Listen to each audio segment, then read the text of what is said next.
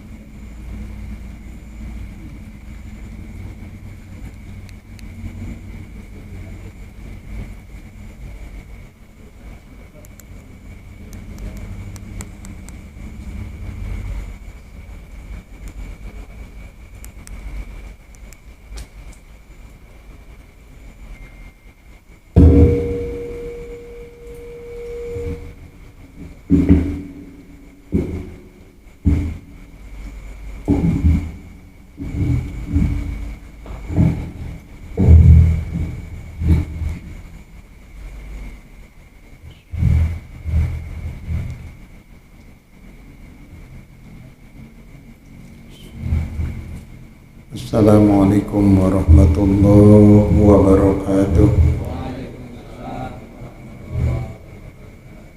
Alhamdulillah.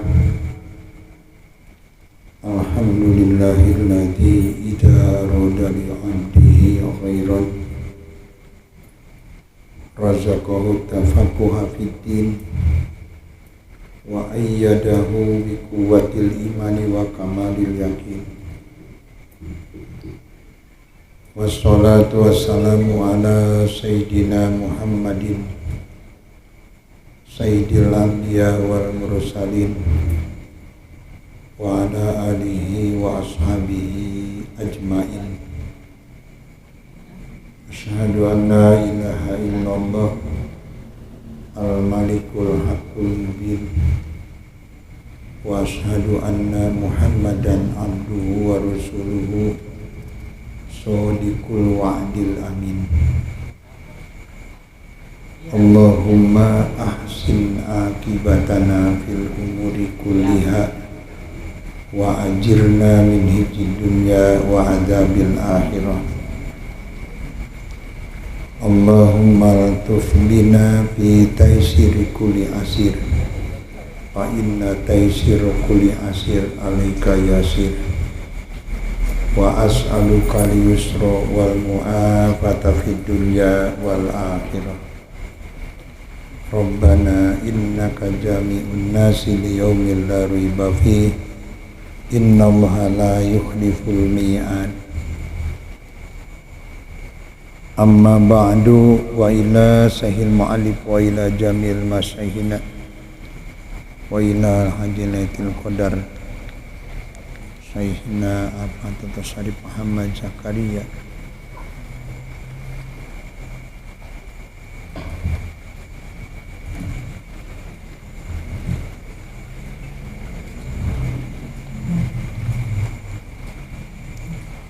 Amma ba'du, wa ila sahil mu'alif wa ila jamil masyaykhina wa ila hadilatil qadar Syekhina Afatul Syarif Muhammad Zakaria wa ila hadratin nabi wa nafa'ana bi ulumihim. Al-Fatihah. A'udzu billahi minasy syaithanir rajim. Bismillahirrahmanirrahim. Alhamdulillahi rabbil alamin arrahmanir rahim maliki yaumiddin. Iyyaka na'budu wa iyyaka nasta'in ihdinas siratal mustaqim siratal ladzina an'amta 'alaihim ghairil maghdubi 'alaihim waladdallin. Al-Mukarramun, para kiai, para ustadz, jemaah pengawasan syahriyahan,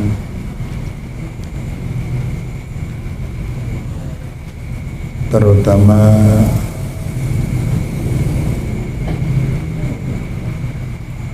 Sohibul Bait, Sohibul Mahad, Bapak Ustadz Habib Nurdin,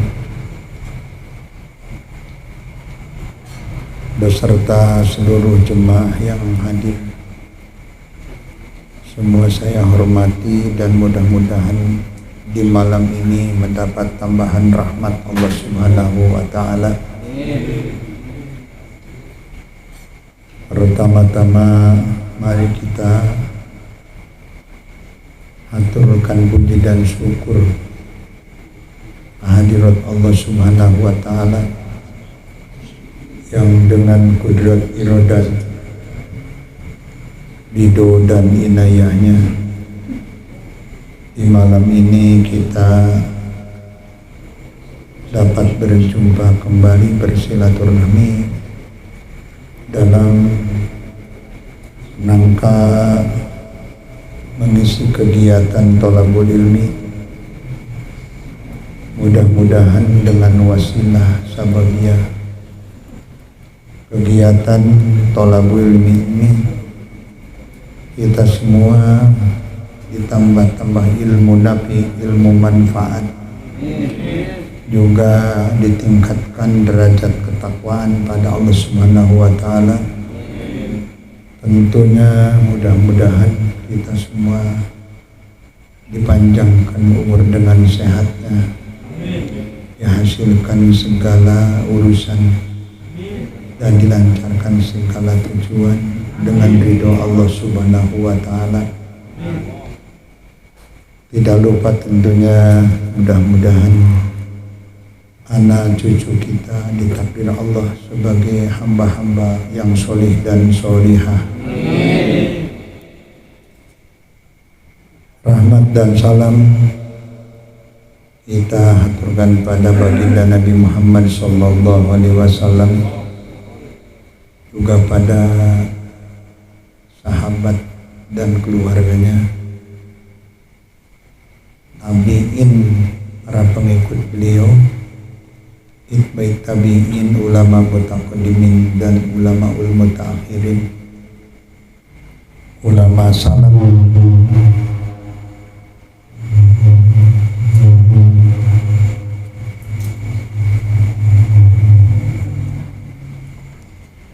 ulama salaf juga ulama khalaf. Tak lupa tentunya kita semua sebagai hamba Allah yang menjadi umat beliau. Mudah-mudahan kita semua di dunia dapat termasuk megang teguh akan segala titah beliau, dapat melaksanakan segala yang disuruhnya, meninggalkan segala yang dilarangnya. Di akhirat nanti mudah-mudahan kita semua termasuk hamba yang mendapat panggilan beliau di Maqam Mahmud. Juga mudah-mudahan diberikan syafaatul beliau Rasulullah sallallahu alaihi wasallam. Bapak-bapak jemaah pengajian syahriyahan, mari kita lanjutkan kajian kita Kitab Al-Jamil Mughni. Kitab Jamil Mughni itu artinya himpunan yang mencukupkan. Artinya Kitab Jamil Mughni ini umpamanya kita tidak menemukan kitab lain dalam himpunan atau susunan Kitab Jamil Mughni dapat mencukupi kebutuhan. Fikihnya ada, bab sholatnya, bab zakatnya ada, apalagi bab tasawuf dan bab hakikatnya ada. Artinya mencukupkan untuk kita melakukan pengabdian pada Allah Subhanahu wa taala, hanya singkat-singkat atau simpel-simpel cerita atau babnya simpel-simpel. Jami'ul Mughni, sasaran utama daripada kitab Jami'ul Mughni ini kajiannya, pannya itu pan tasawuf tahaqquk, pan tasawuf, pan hakikat. Tentu kita perlu mengulang kembali kandungan daripada kitab Jamil Mughni ini. Banyak sekali bab-bab yang diceritakan atau yang diuraikan. Hanya titik daripada kesimpulan kitab Jamil Mughni ini adalah dua kata, ibna ashad. Ibna, panahkan seluruh makhluk termasuk diri kita. Tashhad, musyahadah pada Allah Subhanahu wa taala. Itu isi kandungan daripada kitab Jamil Mughni. Artinya dari awal kajian kita mempelajari kitab Jamil Mughni ini harus selalu panahkan diri dan musyahadah pada Allah Subhanahu wa taala.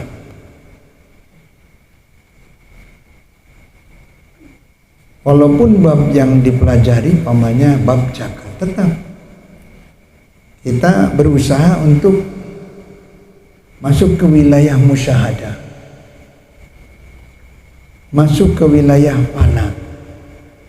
Baru kita artinya sesuai kita belajar Lalu kitab Al-Jalmuqni yang kandungannya tadi ibna tashad, hapuskan perasaan adanya pekerjaan, kemampuan, kekuatan diri kita, yang ada Allah Subhanahu wa ta'ala. Kajian kita pada malam ini masuk pada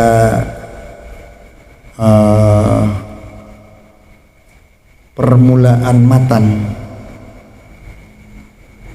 sarahnya Al-Jamil Mughni, matannya Fathur Rahman. Fathur Rahman, keterbukaan daripada Allah Subhanahu wa ta'ala yang sangat kasih dan sayang pada makhluk-makhluknya. Ini Fathur Rahman. Di sini dibuka melalui penjelasan syarah daripada kitab Fathur Rahman ini. Karena bukan kadang-kadang, mungkin kalau tidak ada syarahnya banyak keilmuan atau banyak kaidah-kaidah yang sulit kita pelajari. Tapi insya Allah dengan adanya syarah daripada kitab Fathur Rahman ini yang menjadi kitab Al-Jamil Mughni, insya Allah dapat sangat menolong. Malah ketika kitab Jamil Mughni ini sebelum dicetak di Tasheh mana Pak Buya Hamka, beliau mengatakan ini kitab gampang dibaca, apalagi kalau kita pernah belajar di Gontor katanya. Tapi untuk makna, karena bahasanya bahasa langit, untuk makna walaupun dengan bahasa Arabnya mampu, tapi untuk makna belum tentu bisa mengerti. Maka alhamdulillah adanya syarah daripada kitab Fathur Rahman ini yang menjadi kitab Al-Jamil Mughni, mudah-mudahan dapat menolong untuk kita bisa mempelajari atau meringankan kita dalam mendalami kitab Jamil Mughni ini. Pada malam ini kita masuk pada awal daripada kitab Fathur Rahman-nya.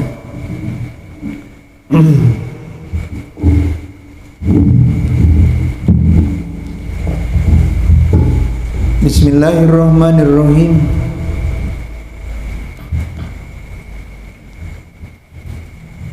Bismillah ini Bismillah Fathur Rahman. Yang kemarin Bismillah Al-Jamil Mughni. Ini Bismillah Fathur Rahman.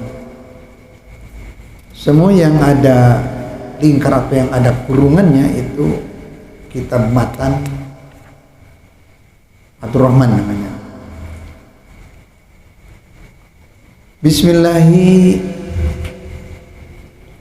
dengan memohon pertolongan pada zat Allah atau zat yang asmanya Allah, kami memulai mengarang, menulis ini kitab Fathur Rahman.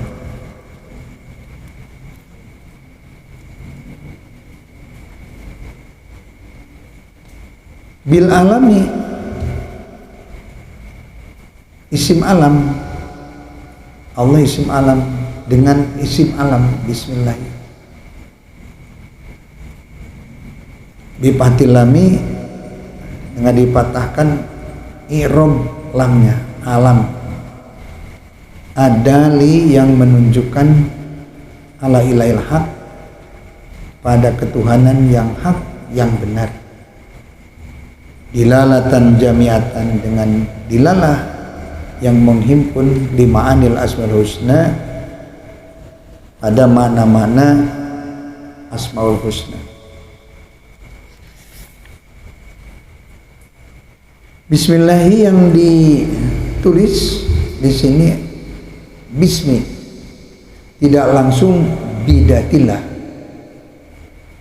Walaupun sebenarnya bukan kita memohon pertolongan dengan asma, tapi kita memohon pertolongan pada zat Allah. Tapi yang ditulis di sini asma, tidak bidatillah tapi bismillah, asma yang ditulis. Maksudnya kita memohon pertolongan pada zat yang namanya Allah. Dengan diceritakan asmanya, yang dimaksud zat Allah ta'zim, mengagungkan. Seperti MC penitia satu acara yang tidak dapat saya sebut namanya, ta'diman wa takriman lah. Bismillah tidak datnya tapi asmanya yang disebut, yang dimaksud pada datnya. Di sini bil alam isim alam. Kembali pada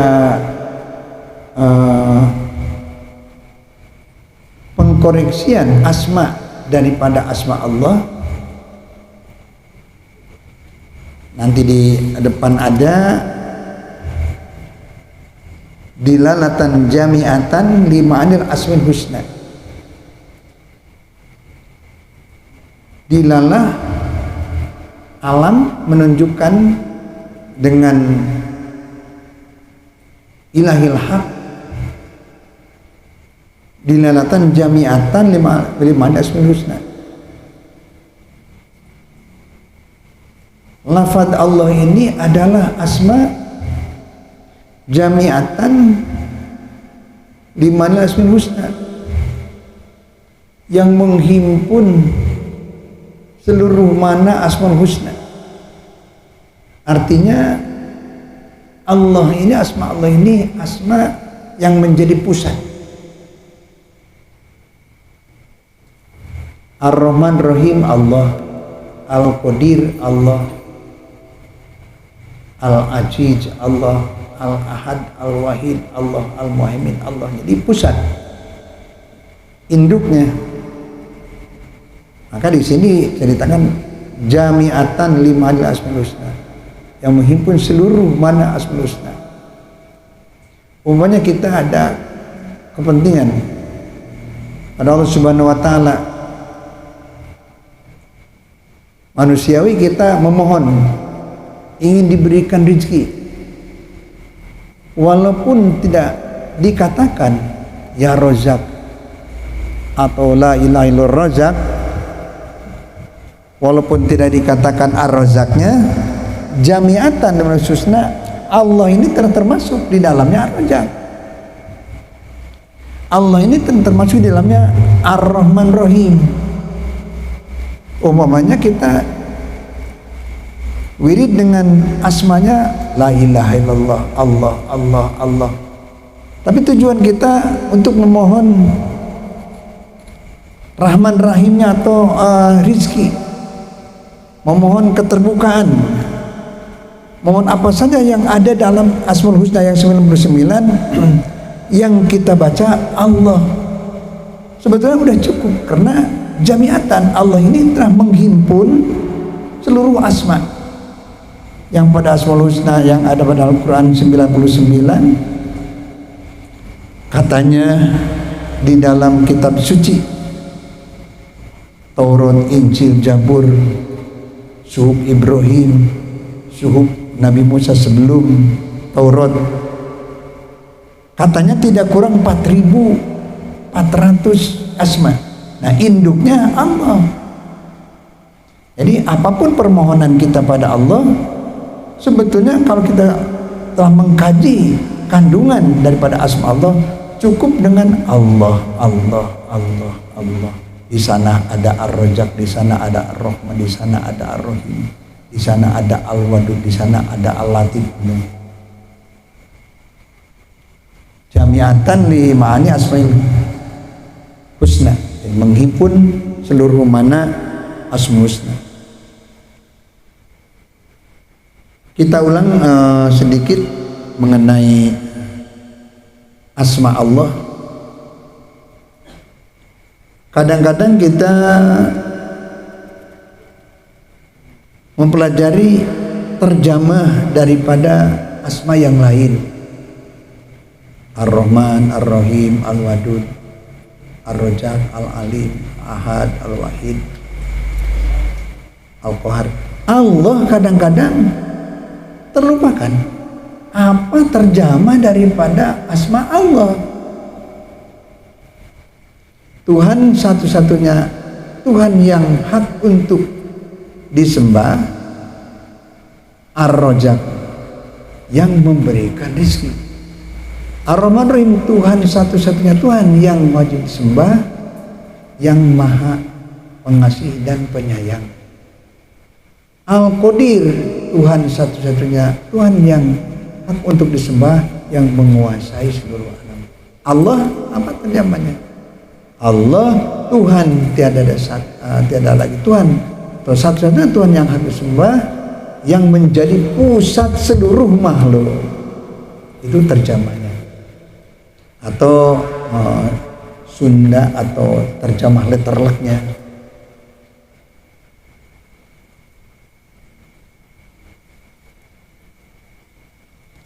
Asma Allah ini ada keihtilafan para ulama mengenai apakah ada asma Allah ini pemustakannya, pengistiqokannya, apakah ada awal permulaannya. Menurut sebagian para ulama, asma Allah ini tidak ada awal permulaannya. Udah aja Allah itu adalah induk seluruh Asmaul Husna. Udah titik. Tapi menurut ulama lain, asma Allah ini ada permulaannya.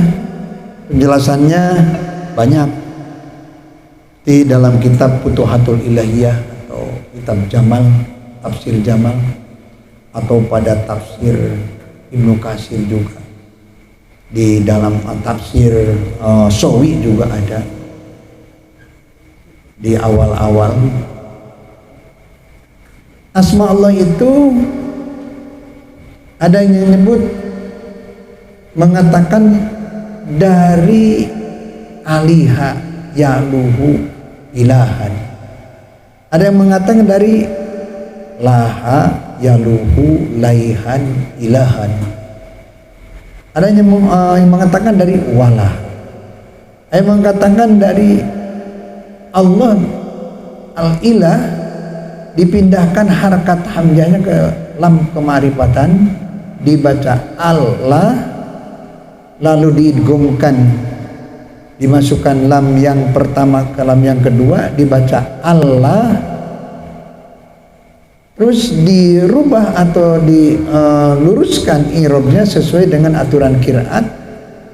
Kalau sebelumnya patah atau domah, maka kedepannya ditafhim salamullah. Kalau dari sana kasroh, maka kedepannya arkik billah. Ilah aliha yalu ilahan, laha yalu alahan ilahan. Ilah itu ada nisbatnya. Itu penjelasannya pada Ta'rifat Syekh Jurjani. Ilah itu ada nisbatnya 4. Nanti di depan di sini ditulis juga dengan oleh mu'alif ya, untuk kita dapat lebih mengenal kajian daripada ilah. Di sini ada tukilan dari kitab Syekh Jurjani. Ilah ada nisbatnya 4. Ilahiyah, kalau nisbat itu akhirnya dipakai ya kayak al-kursi jadulin nasabnya. Ilahiyah, uluhiyah, uluhah, alihah. 4 nisbatnya. Dari 4 nisbat tersebut definisinya 1. Ahadiyatu jam'i hakikatil wujudiyah. Ahadiyatu jam'i hakikatil wujudiyah. Itu mah bahasa Arab. Kita tentunya perlu terjemahnya. Apa arti daripada tarif tersebut? Ahadiyatu jam'i hakikatul wujudiyah, kenunggalan himpunan seluruh hakikat yang maujud. Setelah diterjemahkan juga masih pusing. Apa artinya? Kenunggalan himpunan seluruh hakikat yang maujud. Kita butuh makna yang paling singkat, yang paling gampang dipikir. Tuhan ilah itu adalah Tuhan yang menjadi pusat. Tuhan Allah itu adalah Tuhan yang menjadi pusat. Jadi asma Allah terjemahnya tidak ada Tuhan kecuali tidak Tuhan yang hak disembah, yang satu-satunya yang disembah hanya Allah yang menjadi pusat, yang menjadi pusat makhluk. Kalau Rajab yang memberikan rezeki, kalau Al-Ghani yang menyuguhkan atau memberikan kesugihan, atau Ar-Ra'ub yang maha welas, Allah yang menjadi pusat seluruh makhluk. Jadi Tuhan Allah adalah Tuhan yang menjadi pusat seluruh makhluk, yang diikuti oleh seluruh makhluk. Artinya sadar atau tidak, seluruh makhluk termasuk kita ini sebetulnya ngikut pada Allah. Hanya mungkin timbul daripada ketidaktahuan atau memang dianggap tidak penting, maka hari-hari kita ini tidak merasa ngikut pada ilah, pada Allah. Padahal sadar atau tidak kita ngikut pada Allah Subhanahu wa taala. Sehingga kalau kita beraktivitas di dalam kalbu kita ini tidak ngikut pada Allah, resikonya bahaya. Ketika kita tidak mengikuti Allah, maka kita ada 2 yang diikuti pilihannya. Satu ngikut nafsu, dan kedua ngikut setan. Apapun yang kita kerjakan, bentuknya urusan agama, urusan dunia, atau urusan akhirat, atau urusan dunia, kalau kita mengerjakan sesuatu kemudian hati kita tidak ngikut Allah, maka kita akan ngikut setan atau nafsu. Berangkat ke pasar lupa tidak ngikut Allah. Berangkat ke pasar untuk apa? Untuk berdagang. Yang terpikirkan hasil atau keuntungan daripada dagangan. Lupakan Allah, nafsu. Ngerjakan sesuatu dengan tujuan narik manfaat pada diri kita sendiri atau menjauhi madarat daripada kita sendiri, lupakan Allah, nafsu namanya.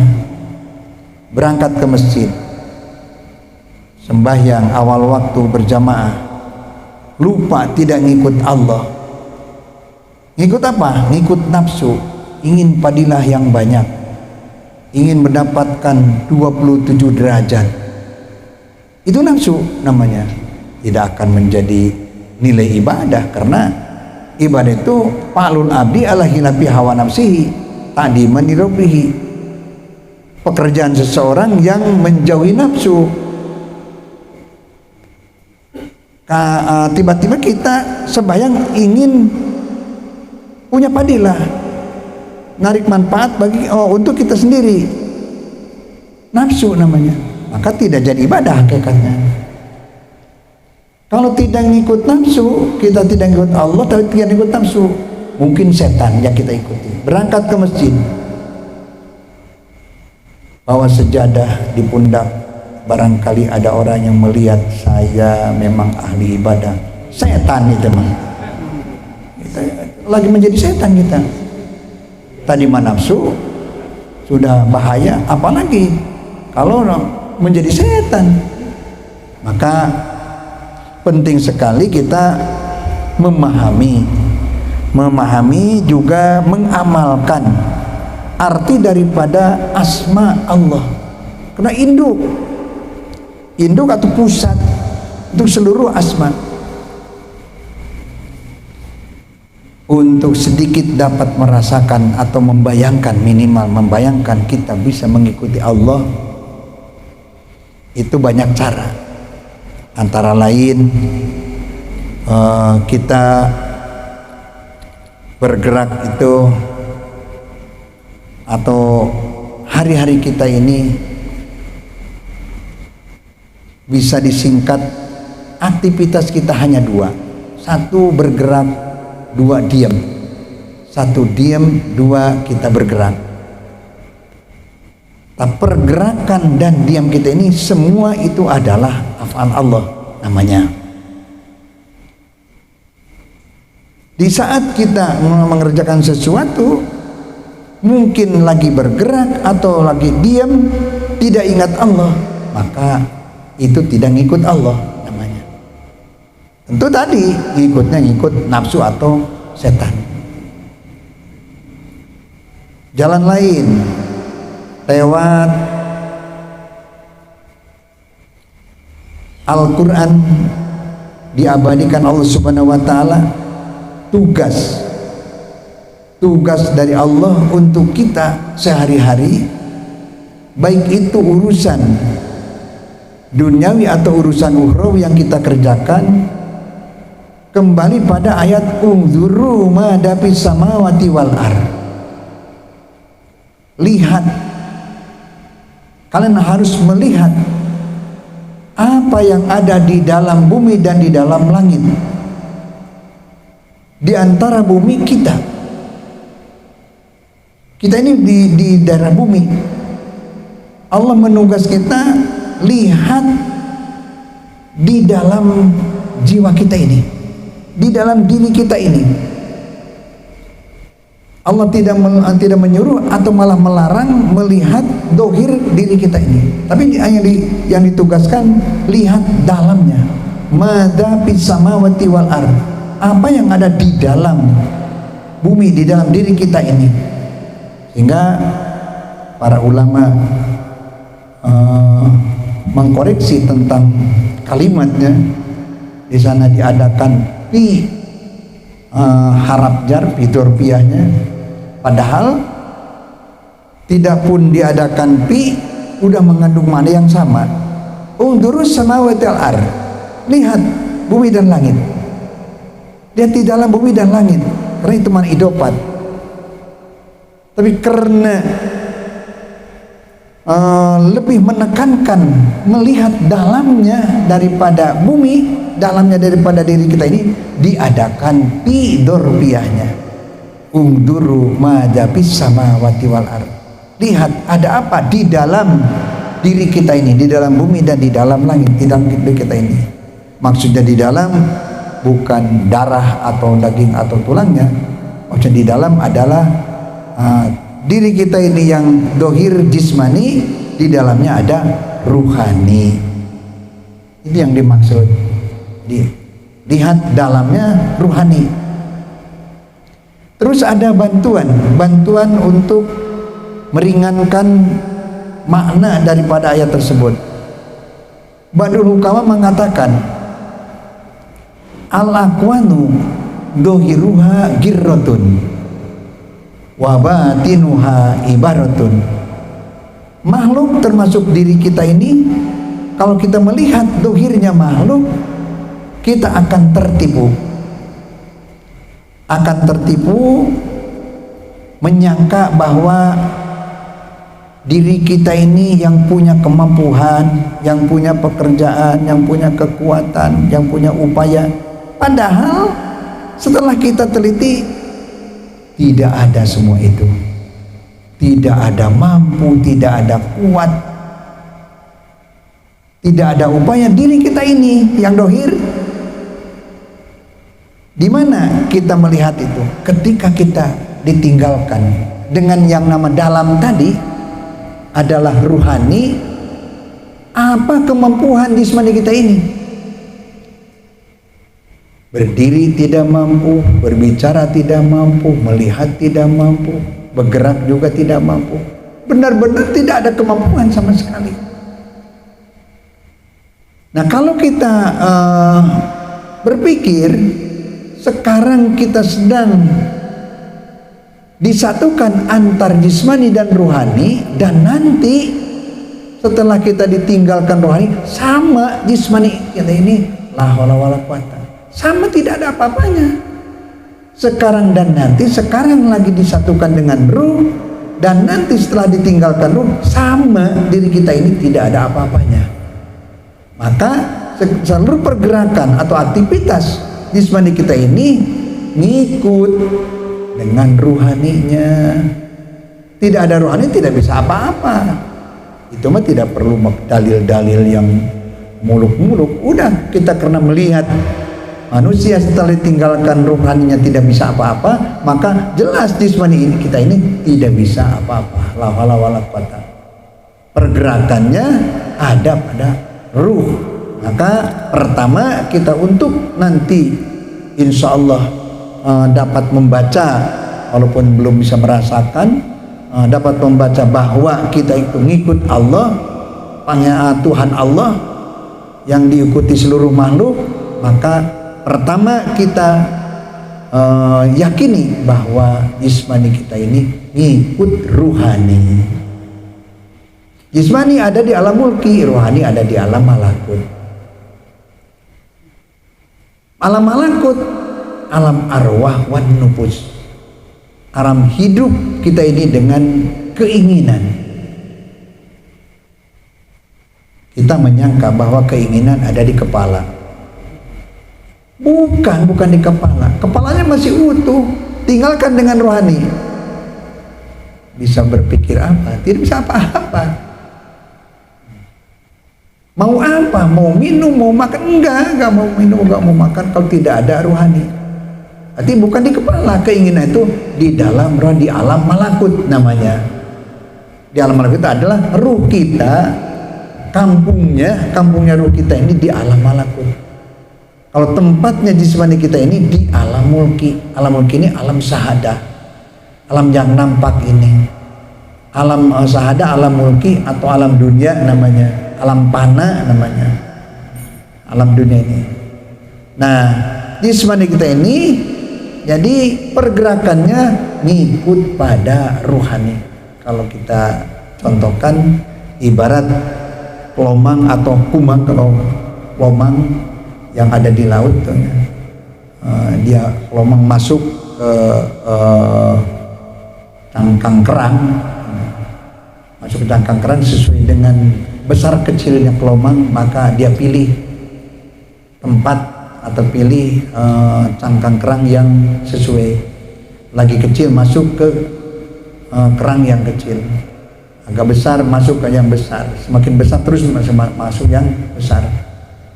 Lomang lari-lari di pantai, yang dapat lihat apa? Kerang. Yang lari itu kerang. Padahal bukan kerang mah itu ngikut pada yang ada di dalam, yang kelomangnya, yang kesana kemari itu apanya? Kelomangnya, bukan kerangnya. Kerangnya tidak apa-apanya, ngikut, ditinggalkan, kelomangnya keluar, bisa apa-apa. Si cangkang kerang itu, itulah gambaran jismani kita ini, cangkang kerangnya. Ruhani kita adalah kelomangnya. Jadi kemana-kemana kita selalu ngikut kelomang kita, ngikut ruh di alam malakut. Itu baru tahap atau tangga ke satu. Udah agak sedikit paham dah gitu kita kemana-kemana ngikut ruh. Kalau tidak ada ruh tidak bisa kemana-mana, malah tidak bisa lama. Ditinggalkan ruh 3 hari 4 hari udah busuk, tinggalkan ruh nggak ada apa-apanya.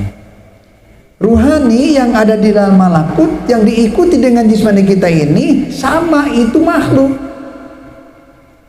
Kalau makhluk masuk ke kategori la haula wala quwata.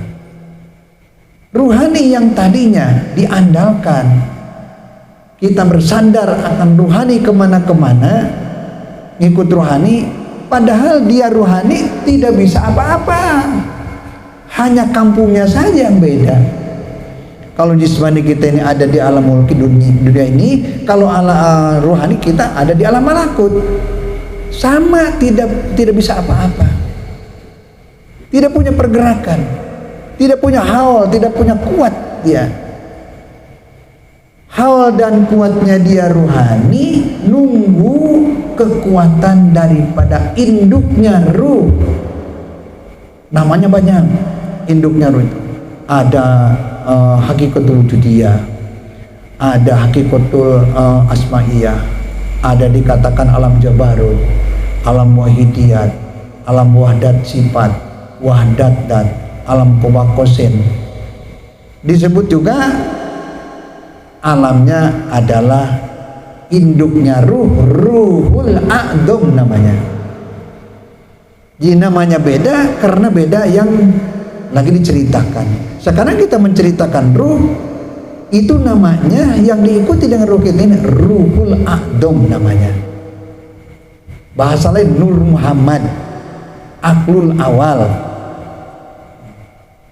Bahasa lainnya ruhul a'dham. Induknya ruh disebut ruhul a'dham. Ruh kita yang tadinya diandalkan segala sesuatu adalah ruh, sekarang mah si ruh tidak bisa apa-apa, nunggu pergerakannya bagaimana pergerakan dari induknya ruh, ruhul a'dham. Dari ruhul a'dhamnya bergerak, ruhnya bergerak. Dari ruhul a'dhamnya diam, ruhnya diam. Ruhul a'dhamnya ke barat, ruhnya juga ke barat. Jadi seperti tadi jismani kita ngikut ruhani, ruh kita ngikut ruhul a'dham. Itu mah perlu kita ada pegangan dalil atau keterangan. Dalilnya hadis qudsi. Hadis qudsi itu adalah kalamullah yang tidak tercantum dalam Al-Quran, atau hadis suci yang lafadznya dari Rasulullah, maknanya dari Allah Subhanahu wa Ta'ala. Itu hadis suci, hadis qudsi namanya. Di sana diceritakan atau dikatakan dalam hadis qudsi, laula kalam ma khalaqtul aflak. Apabila kami tidak menakdirkan koyarul a'dham, tidak akan menakdirkan seluruh alam. Artinya seluruh alam bibitnya adalah ruhul a'dham. Semua alam, matahari, bulan, bintang-bintang, daratan, lautan, manusia, jin, pepohonan, bebatuan, semua bibitnya adalah ruhul a'dham atau nur maut, termasuk ruh kita. Dicipta Allah dari ruhul a'dham, ruh kita. Maka pergerakan ruh nunggu bagaimana gerakan dari ruhul a'dham. Jadi sekarang bukan ngikut ruh kita, pindah alam pemikiran kita. Sekarang mah bukan ngikut ruh, tapi ngikut ruhul a'dham, karena ruh tidak apa-apanya. Ruh ngikut ke ruhul a'dham, maka kita ngikut ruhul a'dham, bukan ngikut ruh. Sekarang ruhul a'dham dikatakan awwalu mawjudin khalaqahullahu ta'ala ala suratihi. Pertama kali ada yang disebut mawjud, ada yang disebut ada selain Allah, itulah ruhul a'dham. Awalu mawjudin khalaqahullahu ta'ala, pertama kali yang wujud di samping wujud Allah adalah ruhul a'dham. Ruhul a'dham makhluk juga diciptakan Allah. Karena makhluk maka tetap kena dengan kategori la haula wala quwata, tidak ada kuat, tidak ada upayanya. Dipergerakan Rul Adom, nah digerakkan Allah Al-Muharik, Allah Al-Musakin. Rul Adom la haula wala quwata, Allah Al-Muharik yang berubahkan, Allah Al-Musakin yang mendiamkan. Jadi pergerakan Rul Adom adalah nunggu pergerakan daripada Allah Subhanahu wa Ta'ala. Kalau begitu kita bukan ngikut Rul Adom, tapi ngikut Allah Subhanahu wa Ta'ala. Sedikit ada gambaran, kita bertuhankan Allah yang diikuti seluruh makhluk. Begitu kita mengadakan pengabdian ritual seperti sholat, Allah kalau belum bisa merasakan bahwa kita ini ngikut Allah, belum karena Allah yang hakiki. Kalau tidak ngikut Allah, mungkin ada bayangan makhluk, mungkin ada bayangan keluarga, ada bayangan anak, ada bayangan pekerjaan. Kalau tidak ngikut Allah, pas kita Allah, ngikut Allah. Jangan tadi kita ngikut jismani, ngikut rohani, rohani ngikut Rul Adom ngikut Allah Subhanahu wa Ta'ala. Maka kita takbir, gerakannya Allah, kita ngikut Allah. Kalau belum bisa ngikut Allah, ya masih kita ngikut nafsu atau ngikut setan. Allah tidak ada dalam hati kita ini Allah yang diikuti. Ya tentunya yang lain. Ingat Padilla, atau ingat mungkin ada yang mendengar kita sholatnya pakai speakernya yang lumayan, Allah kedengaran kemana tuh. Mungkin di sana ada orang di warung mendengarkan, padahal orang tidak ada yang mendengarkan, orang lain nggak ada yang mendengarkan. Artinya sum'at, setan itu ya. Kita takbir jadi setan. Waktu itu tidak mengikuti Allah, mengikut hayalan. Barangkali ada orang yang mendengar, kita jadi sum'at. Barangkali ada orang yang melihat, kita jadi riya. Barangkali orang yang mengatakan ahli ibadah, syuhroh namanya. Jadi kita berusaha supaya benar-benar apapun yang kita kerjakan menjadi nilai karena Allah, berusaha untuk mengikuti Allah dalam ibadah mahdoh atau ibadah goir mahdoh. Di sedikit ada bayangan melalui ayat unduru madapai samat wal ar, lihat di dalam jismani kita ini ada rohani, di dalam rohani sebab di balik rohani ada Ruhul Adom, di balik Ruhul Adom ada Allah Subhanahu wa Ta'ala. Setelah sampai pada Allah Subhanahu wa Ta'ala, wa ana ila rabbikal muntaha, dan sesungguhnya segala sesuatu kalau sudah sampai pada Allah itu adalah sudah sampai pada tujuan akhirnya. Wa ana ila rabbikal muntaha, berangkat ke pasar ngikut Allah, berangkat ke pekerjaan, ke kantor ngikut Allah, berangkat kemana saja kita ngikut Allah. Insya Allah langkah demi langkah kita punya nilai plus, punya nilai ibadah. Kalau ngikut yang dapat dilihat afal, perjalanan atau pergerakan kita adalah pekerjaan tafakur namanya. Kalau yang dapat kita lihat, ngikuti Allah, yang dapat dilihat kudrat dan iradatnya Allah Ta'ala, maka gerakan kita, aktivitas kita menjadi nilai muraqabah namanya. Kalau kita ngikut melihat bahwa kudrat iradat Allah itu tumbuh atau tidak bisa dengan dat Allah, maka gerakan kita jadi musyahadah atau bahan musyahadah. Jadilah segala aktivitas kita punya nilai-nilai plus, nilai-nilai kebaikan. Dalam kategori umum iman namanya. Iman seperti itu, iman yang yakin seperti itu. Kalau tidak ngikut Allah, tapi tidak ngikut Allah, itu iman bohong namanya, iman kebohongan, dusta itu namanya. Lisan mengatakan Allah, padahal asma Allah itu Tuhan yang diikuti, tapi tidak ngikuti, berarti kita bohong namanya. Ya, orang pendusta. Begitu ruku Allah Allah, tapi di dalam hati kita tidak ngikut Allah, itu kebohongan.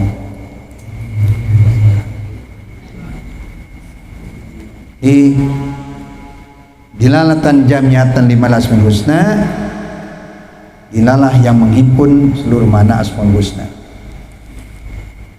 Ar-Rahmanir Rahimi, Ar-Rahmanir Rahimi yang maha pengasih dan maha penyayang. Rahman Rahim minar rahmati,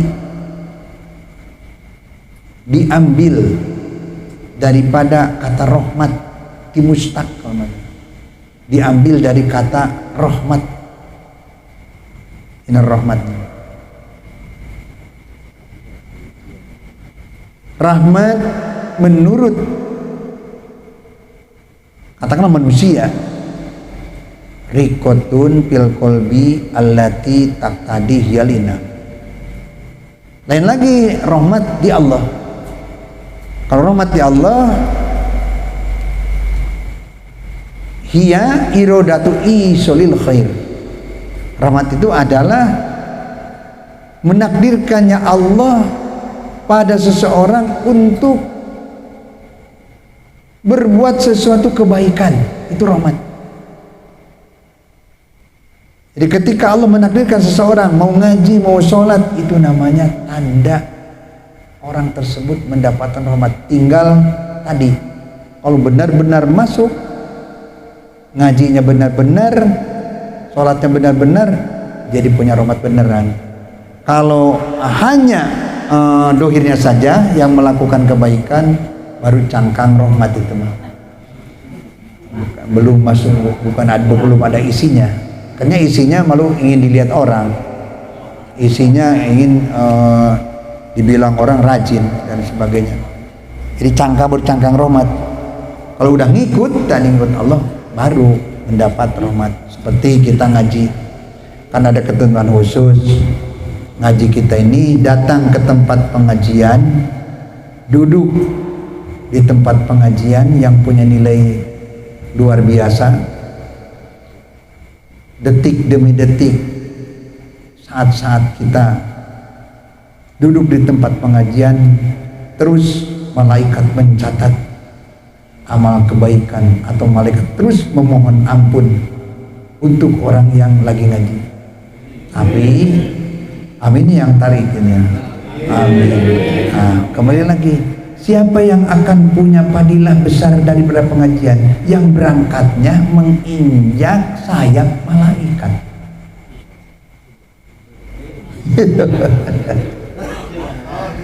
Yang keberangkatan dari rumahnya injak sayap malaikat, baik jalan kaki atau pakai mobil atau pakai motor. Maksudnya apa? Keberangkatannya bukan jismani lagi, minimalnya udah ruhani yang bergerak. Kita mah jismani hanya ngikut, itu minimal. Injak sayap malaikat, nginjak sayap ruhul adom, jadi apal Allah, sifat Allah yang tidak bisa dengar Allah. Keberangkatannya duduk di tempat pengajian, maka tercatat sebagai amal kebaikan. Kalau berangkatnya goplah, berangkatnya goplah, di tempat pengajiannya juga goplah, melamun gitu, kopi yang didapatkan. Itu pun kalau ada.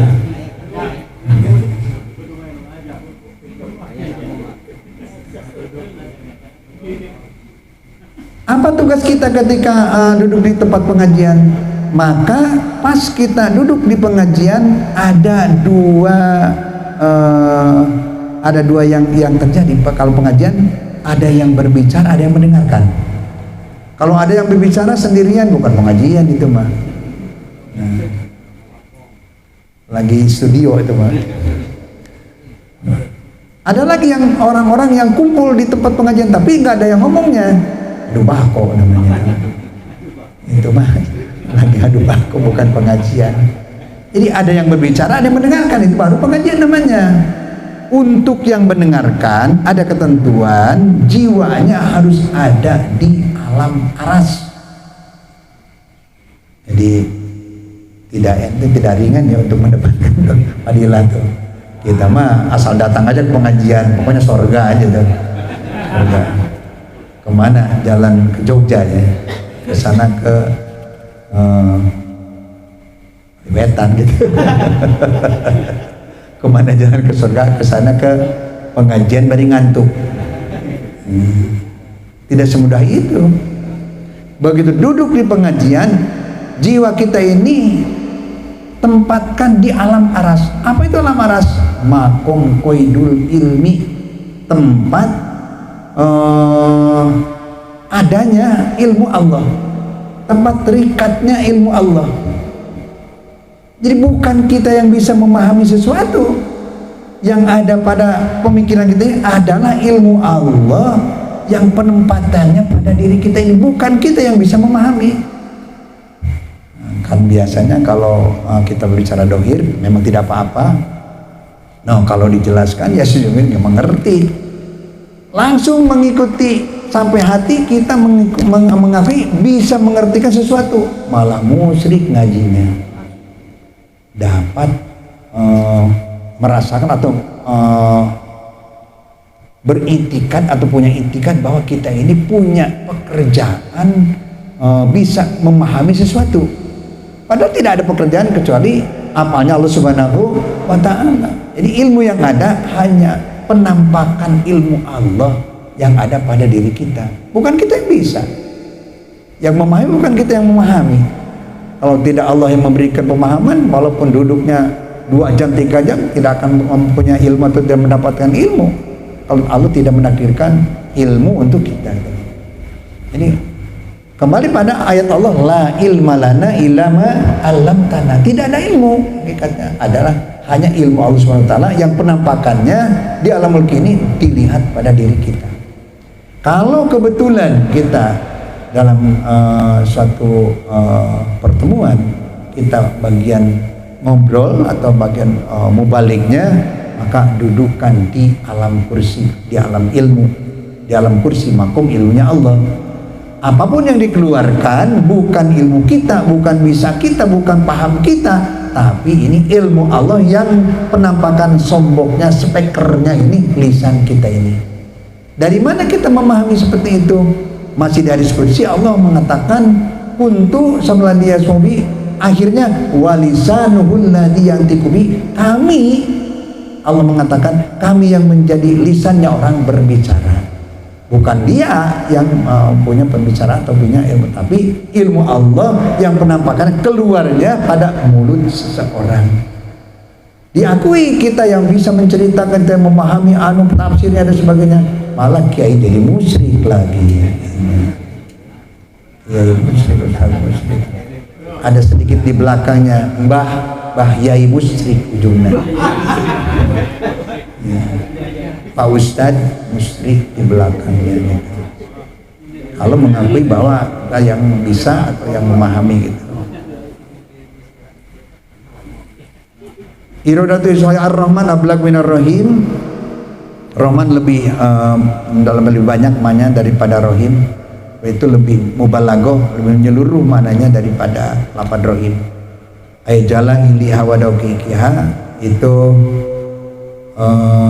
besar-besarnya nikmat dan kecil-kecilnya nikmat Rahman di dunia wal akhirah, di dunia dan di akhirat. Rahim dunia akhirat tapi hanya untuk mukminin. Wa bihi aibillahi, dan kepada Allah Ta'ala ya ana kita memohon pertolongan. Ay al-isnad itu memohon kebahagiaan, ala kulli syai, atas segala sesuatu. Segera pindahkan tadinya bahagia itu dengan duit, bahagia itu dengan keberuntungan usaha kita. Bukan berarti tidak berusaha lagi. Dulu kita berusaha kebahagiaan dari perusahaan, sekarang mah kita berusaha kebahagiaan dari Allah Subhanahu wa Ta'ala. Jika Allah tidak menakdirkan, walaupun usahanya keras atau usahanya sungguh-sungguh, kalau tidak Allah memberikan, tidak akan punya kebahagiaan.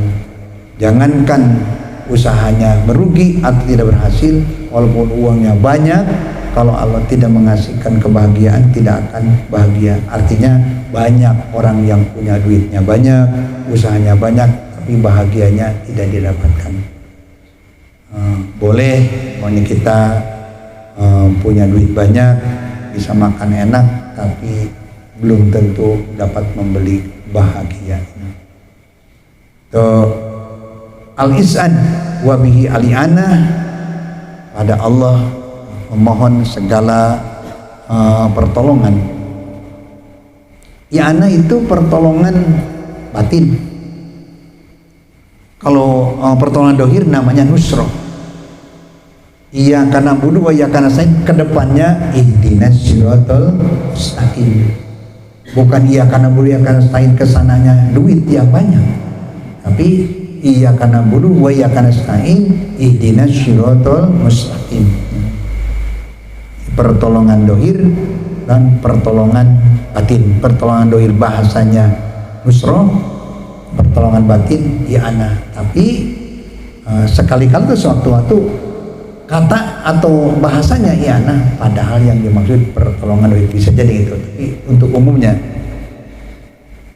Allah Subhanahu wa taala ketika menakdirkan atau menjadikan rahmat itu 100% rahmat, 100% rahmat, 1% diperuntukkan kebahagiaan makhluk, bukan hanya manusia, makhluk seluruh,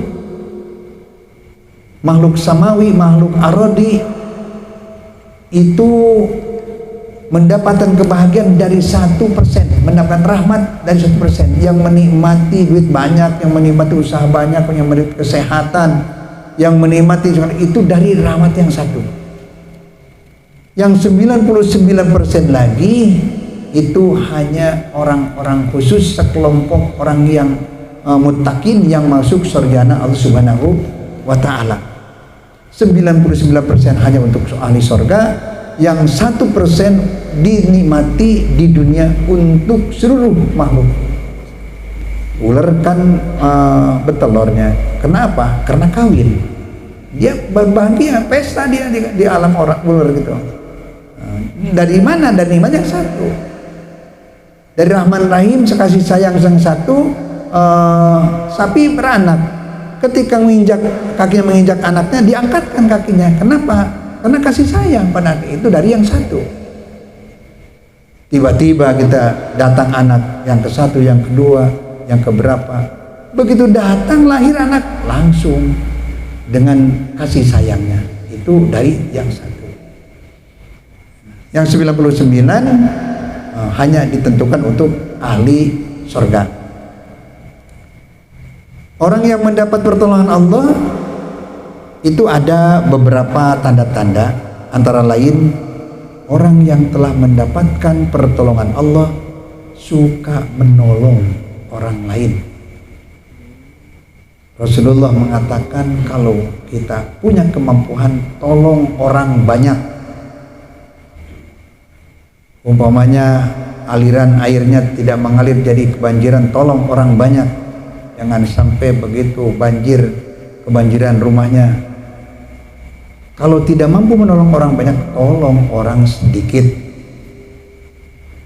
Orang sedikit juga satu RW tidak bisa menolong, tolong satu orang saja. Kalau tidak dapat menolong, mengasihani satu orang, jangan membenci orang. Di Rahman Rahim Allah Ta'ala ada tandanya orang yang telah mendapat rahmat Allah suka menolong orang lain. Yang kedua, orang yang mendapat rahmat Allah pada situasi apapun, kulil haqq walau kana murran, siap amar ma'ruf nahi munkar. Tidak membiarkan orang berbuat maksiat dan selalu mengajak akan kebaikan. Walaupun hujan-hujan, ada tetangga sebelah atau ada teman, yuk kita ngaji, mau atau tidak terserah, kita udah mengajak. Dan bahagialah kalau dia mau. Kalau kita mengajak teman, dia mau, padilah, dia punya padilah ngaji, sama padilahnya dengan yang dikasihkan pada kita, dengan tidak mengurangi padilah dia. Mandala ala khairin kawailihi, siapa yang menuduhkan, yang mengajak kebaikan, maka kalau dia mau padilahnya sama dengan yang berbuat kebaikan. Maka bukan hal yang nilainya kecil.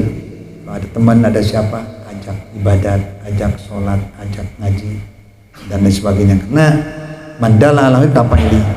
Jadi kedua, orang yang mendapat rahmat Allah selalu amar ma'ruf nahi munkar, dari lingkungan kecil, dari rumahnya sampai tetangganya, sampai di mana saja kemampuan dia, amar ma'ruf dan nahi munkar. Yang ketiga, al-istiqomatu fi iqamati shalah. Istiqomah dalam mendirikan, bukan melaksanakan, bukan hanya mengerjakan, tapi mendirikan sholat. Istiqomah dalam mendirikan sholat, artinya istiqomah dalam sholat syariat, sholat thariqat, sholat hakikat. Sholat syariatnya tidak belentang-belentong. Ini mah sedikit ada gerimis, tidak sholat. Sedikit agak pusing di kepala, tidak sholat. Padahal sholat hanya dua, satu karena lupa, dua karena tidur. Sedikit ada pusing di kepala, tidak sholat. Kenapa kamu tidak sholat? Aduh, kau sakit kepalanya itu. Tidak ada jadi udur. Kalau hanya sakit, kalau kita lihat di rumah sakit, orang-orang yang ahli ibadah di suatu waktu udah waktunya sholat, dan dia ada infus dan lain sebagainya, ada saat diam diri, tidak mau berbicara, ditanya pun tidak menjawab. Kemungkinannya beliau lagi sholat, tapi sholatnya hormatil waktu, tidak bisa wudhu, tidak bisa bersuci, hormatil waktu. Kalau nanti sampai sehat lagi, maka langsung dikodok. Kalau lanjut sampai mati, meninggal, tidak ada pertanyaan. Tidak ada pertanyaan mengenai sholat. Yang dilaksanakan hanya dengan tidak bersuci, juga tidak berwudu. Tidak bersuci, najisnya juga tidak dibersihkan, tidak wudu, itu namanya sholat hurmatil waktu. Kalau langsung meninggal dunia, insya Allah tidak ada pertanyaan. Kalau sehat lagi, maka dia ada kewajiban untuk dikodok sholatnya gitu. Di iqamus sholat bukan hanya melaksanakan sholat, tapi iqamus sholat, al-istiqomatu fi iqamati sholat, istiqomah dalam melaksanakan sholat syariat sampai sah, istiqomah dalam melaksanakan sholat thariqat, berusaha untuk sholat sampai makbul, istiqomah dalam melaksanakan ibadah hakikat, berusaha untuk makjur. Sampai sah, gunakan ilmu fikih. Sampai makbul, gunakan ilmu tasawuf suluk. Sampai majur, gunakan ilmu hakikat. Yang keempat, orang yang telah mendapat rahmat Allah, yu'tuna zakah, selalu membersihkan diri, membersihkan harta benda. Hartanya dibersihkan, dirinya dibersihkan. Yu'tuna zakat. Kalau tidak dikeluarkan zakatnya, maka amilin, ngambil zakat daripada orang yang belum mengeluarkan zakat. Khudh min amwalihim shadaqatan tutahhir lakum. Kalau tidak dikirimkan zakatnya, maka khudh, ambil dengan amilin, petugasnya. Petugas zakat datang, mau apa? Enggak apa-apa, cuman ambil zakat aja. Di sana ada zakat kan? Karena juga enggak apa-apa, karena itu hak orang kan, bukan hak dia gitu ya. Kalau zakatnya. Yang keempat, yang kelima, at-tabattul fi taatillah. At-tabattul itu berkesinambungan, terus rajin, tidak sekali-kali ngajinya tekun, 4 bulan nggak datang. Itu nggak tabatul namanya. Itu orang tidak mendapat rahmat. Yang mendapat rahmat Allah selalu rajin, selalu tabatul, continue lah, tidak belentang-belentong gitu salatnya. Allah mengatakan lagi, wa ta'awanu 'ala birri wat taqwa, wala ta'awala ismal udwan. Saling menolong itu dalam kebaikan, jangan menolong dalam keburukan. Kenapa? Kalau kita menolong kebaikan, mayasfa syafaatan hasanatan yakun lahu nasibun minha. Kita menolong akan kebaikan akan mendapatkan kebaikan. Kalau kita menolong kejahatan, yakun lahu kiflun minha, bertanggung jawab atas pertolongan kita akan melaksanakan segala kejahatan. Rasulullah mengatakan la yazaluddin wa dunya qaimin. Dunia tidak akan terjadi kiamat madamat arba'at asya, sepanjang masih ada 4 yang dipertahankan di dunia ini. 1, madamatil agniya la yabkhuluna bima khuwilu. Selagi agniya masih tidak kikir akan segala sesuatu yang didapatkan, kiamat masih lambat. Tapi kalau agniya udah pada kopet semua gitu ya, kiamat akan segera datang. Sehingga menjadi tanda kiamat apabila orang-orang agniya kikir, dan tanda kiamat. Yang kedua, madamati ulama ya'maluna bima amilu bima alimu. Yang kedua, dunia ini akan tetap tegak apabila ulama telah mengamalkan ilmunya. Kalau ulama tidak mengamalkan ilmu, artinya tanda kiamat. Yang ketiga, madamati juhala alias takbirun. Selagi orang-orang bodoh tidak takabur, tidak membusungkan dadanya, tahu dirinya tidak tahu ya. Takabur, ngaji yuk, wah ngaji berapa, enggak level gitu. Ngaji takabur katanya. Itu segera lagi akan menyongsong kedatangan kiamat tuh. Wa madamatil fuqara la yabiuna akhiratahum bidunyahum. Yang keempatnya, selagi orang fuqara tidak menjual agama ada dunianya, tidak menukarkan agama akan dunia, tidak akan dulu mah banyak orang-orang Islam yang karena sarimi satu dus atau karena harta benda yang sedikit pindah agama. Istainu bis-sabri was-shalah, juga praktik ketika kita ada keperluan pada Allah Subhanahu wa taala, coba memohon pada Allah dengan sholat dan kesabaran. Sabar untuk melakukan segala sesuatu tugas, sabar ketika datang musibah, sabar juga ketika datang kenikmatan. Ini sabar dalam kenikmatan, harus bersyukur. Kita kadang-kadang terlena di sana. Jadi ketika kita ada keperluan, ada masalah, maka tidak memohon pada siapa-siapa. Istainu bis-sabri was-shalah, bermohon pada Allah melalui media sholat dan kesabaran. Ada sesuatu kepentingan, bangun di malam, langsung kita sholat, bersujud pada Allah Subhanahu wa taala, memohon segala sesuatu kepentingan, baik itu urusan duniawi atau urusan ukhrawi. Allah mengundang kita ketika ada keperluan, istainu bis-sabri was-shalah, manfaatkan media sholat dan media kesabaran untuk memohon segala keperluan pada Allah Subhanahu wa taala.